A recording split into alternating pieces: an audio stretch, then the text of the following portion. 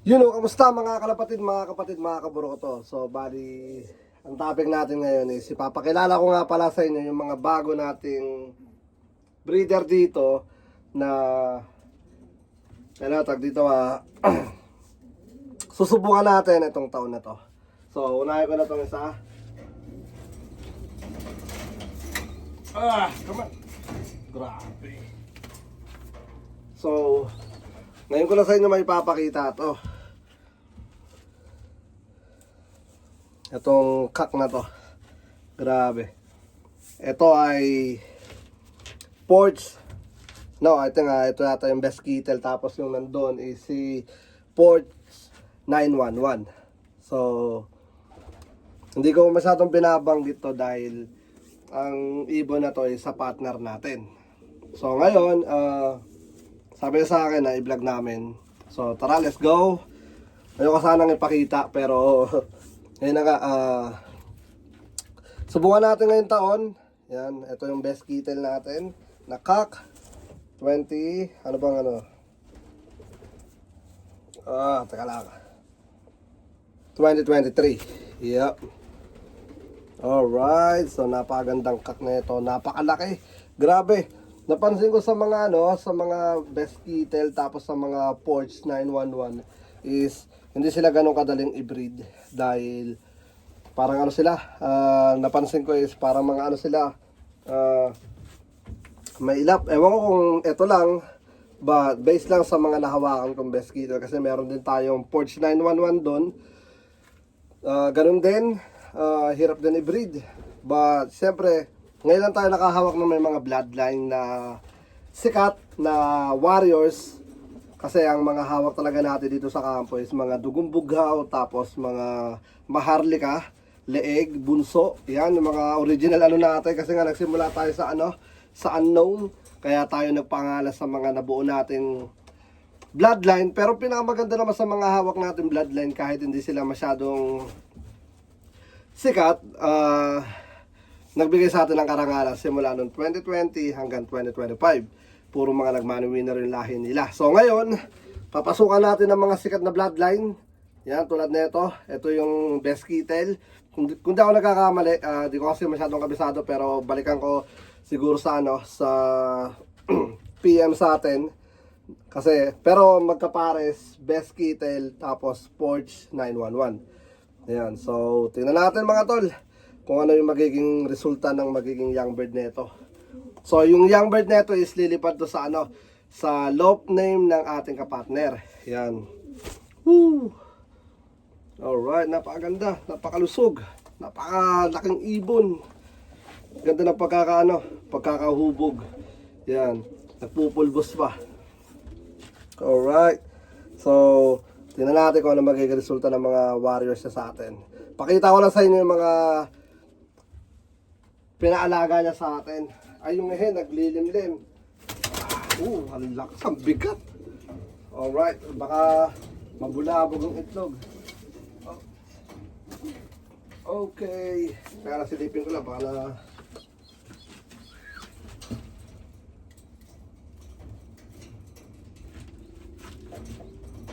Alright, okay pa naman. Yep.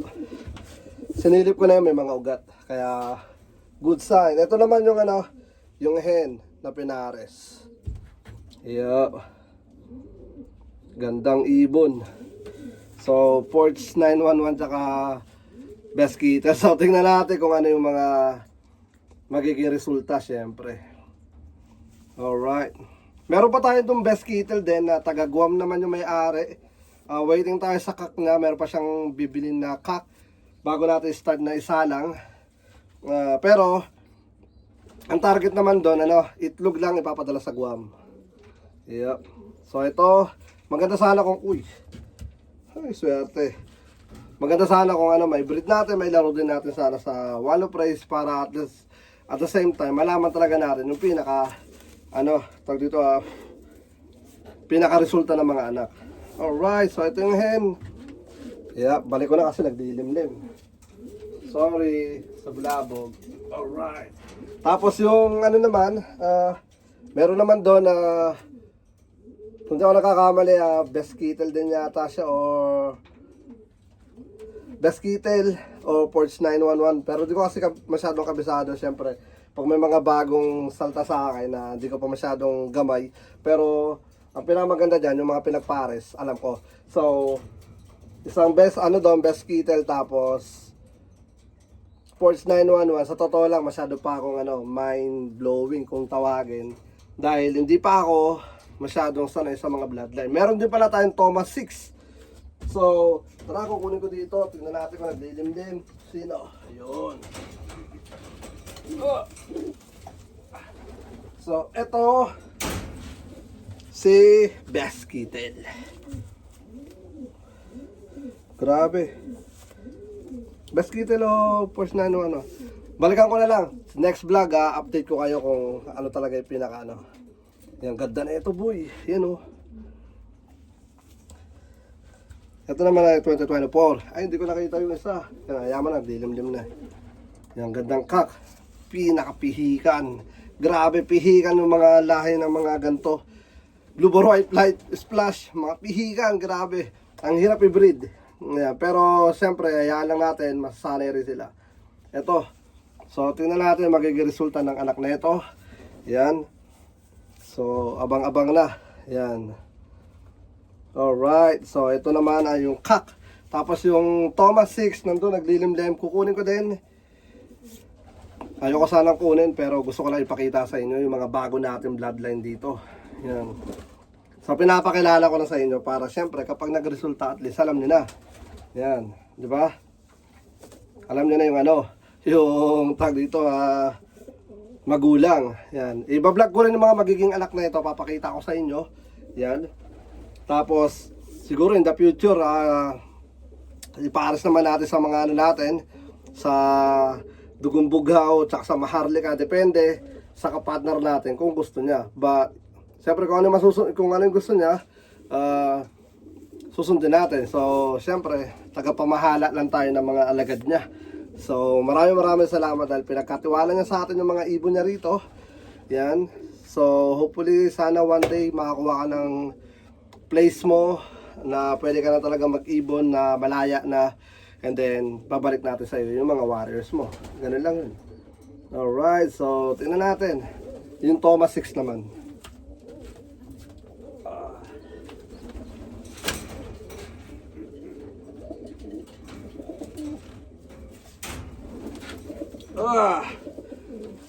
Alright. Ito naman si Thomas 6. So, ito nga pala, bali isa lang yung naging itlog kasi yung isang itlog nabasag. Pero ang gagawin ko, papipisain ko lang. Tapos, pagka napisa, ililipat ko para makapagpaitlog ulit tayo. Kasi mahirap kung ililipat ko na yung itlog nila, di ko alam kung sino yung kasabayan niya. Mas maganda kung mapisa na, malagyan natin ng ring, tsaka ako siya ipapasa. Yap, ito naman yung Thomas 6. Alright. So, tingnan natin mga tol kung ano magiging resulta ng mga hawak natin bagong bloodline. Yep, meron din tayong Porch 91 Macan, Porch Macan. Meron din tayong Ornat. Galing naman kay Gerson. Shoutout kay Gerson. Yan. So, tingnan natin yung mga bagong sorry. Ayan, ito muna maglimlim. Yeah. So, yeah. Ay, ito yata yung Ornat. Yeah. Ito naman galing kay Gerson to. Yep. Si 98. Yan. Bali, nag-produce na daw to sa kanya ng Hooser. Naglabas na ng finisher ng Hooser. Yan. Pero dito sa alok natin, pinarisan ko siya simula noong November something. Hanggang ngayon, hindi siya naglabas ng itlog. So, siguro dahil sa kapares niya, hindi sila naggagalawan.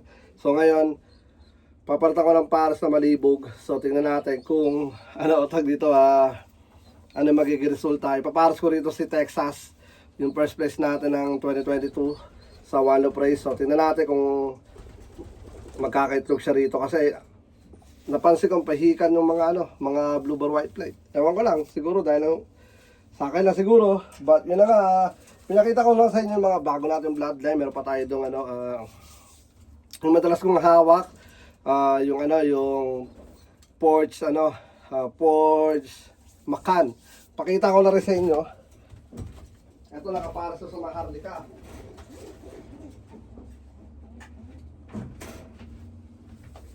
Pero ito naman, nangitlog na ng 2 beses pero walang laman. Pero di ko naman kasi nakikita talaga na mamara ko to. Ayan. Ito yung cock. So ngayon pinalitan ko siya ng bagong hen. Grabe, ang ganda na itong ibon na to. But syempre, wala sa ganda ng kulay o sa tikas ng kanyang tindigan kung hindi siya maglalabas ng magiging young bird. Syempre, di natin malalaman kung gaano siya kalupit kung di natin masusubukan yung kanyang magiging young bird. Tingnan mo, lakas ng shake. Yan. So, pinarisa ko ng Maharlika, tingnan natin, pero napansin ko, nagtititigal lang sila eh. Yan. Ganon din yung sa isang pares niya, nagtititigal lang sila. So, sabi sa akin ni Gerson is, bata pa daw to, tingnan ko nga kung anong year na ito. 2024. 2 years na. Yan, 2 years old. So, tingnan natin kung baka bakla. Yep. So, subukan natin ulit doon. And then, kapag wala talaga, hindi ko alam kung anong gagawin natin. Siguro, parisan natin ng iba hanggang sa makakuha tayo ng lahi. So, ngayon, dun sa sa hen, tingnan natin, kakalagay ko lang kahapon. So, tingnan natin kung magkakaroon sila ng reaction. And then, yung hen na yun, Maharlika natin, isa sa mga pinaka-OG na Maharlika natin. So, tingnan natin kung anong magiging resulta ng Porsche 911 Macan sa... No, Porsche Macan lang pala. Walang 911. Kasi based lang sa pinadala sa akin PM. Ayan. So, hopefully makita natin yung mga pedigree nila kasi di ko pa nakikita yung mga pedigree nila talaga. Ayan. Alright, so yeah. Good luck sa mga natin. Bago natin Warriors dito sa Campo Capistrano 2026. Tingnan natin kung papabor sa atin. Sorry. Kung papabor sa atin yung taon na to. Alright, so hanggang sa muli, gawa man tayo ng pang thumbnail natin. Ito ulit si ay pangit. Kailangan to. Yan. Yep. Alright, so yun na nga, bali hanggang sa muli. Ako nga po pala ulit si Brown G at welcome sa akin channel. So good luck sa mga bigati natin bagong pasok dito sa Campo Capistrano. And then let's see kung ano mangyayari. Siyempre, priority pa rin natin yung pinaka dugong Maharlika natin tsaka dugong Bughaw dahil doon tayo nakakakuha ng score. And then sa mga bagong pasok, kahayaan ko muna sa mga kapartner natin na sila yung lumaro. And then tignan natin, tayo naman yung nag-breed, tayo naman yung nag-asikaso, nag-prepare ng lahat para sa mga kailangan ng YBs at ng breeder. Tingnan natin kung ano yung magiging resulta. Siyempre, at the same time, isa sa mga sikreto ng Capistrano Classic, Capistrano Warriors sa Capistrano Breeder ito. Isa sa mga pinakasikreto namin. Kausapin nyo yung mga itlog pa lang. Yun lang, peace out, let's go!